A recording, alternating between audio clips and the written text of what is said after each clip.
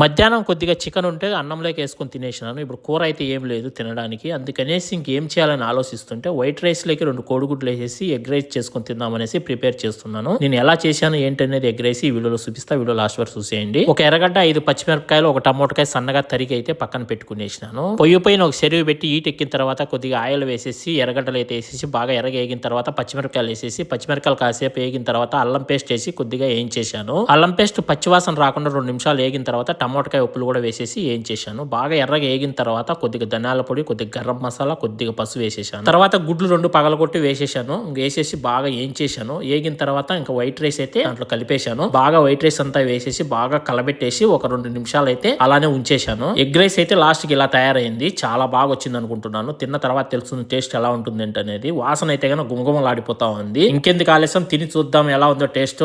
Taste మాత్రం super గా ఉంది. నిజంగా చెప్తున్నాను. మీరు కూడా ఒకసారి ట్రై చేసి చూడండి.